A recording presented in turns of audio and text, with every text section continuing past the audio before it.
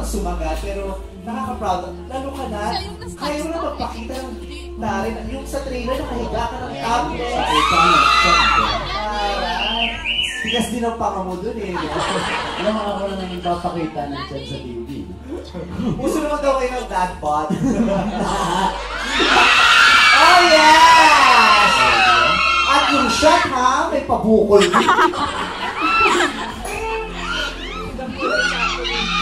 Hindi ka na nahihiya dyan? Kasi ayaw niya nang magpahiya yan.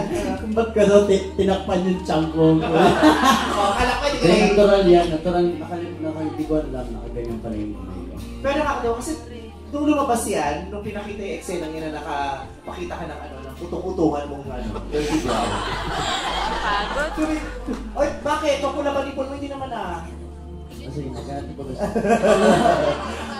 Tumitili yung mga tao. Kasi di ba usually para tumili sa'yo yung mga babae, di ba yung mga badik, kailangan ma-abs. Ikaw hindi naman ma-abs, pero fairness mo.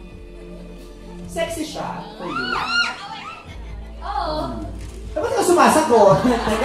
Oo. Sexy. Oo, sexy naman. Kasi maganda yung legs niya. Mahaba kasi ang legs. Tapos ang laki ng puwet niya. And tapos, wala siya. Kaya pala lagi mong sinisita yung puwet ko dahil may ka-level yung puwet mo. Ito yung nakita yung puwet ko, kagalit na galit siya lagi. Ano ba yung puwet mo? Ba't yung puwet mo? Ano pinagawa mo sa puwet mo? Bother siya. Oo. Hinawaan ko yung gilid ng pet mo, di ba? Oo. Tigas eh. May malambot kaya, matigat, may tae lang noon kaya. Oo.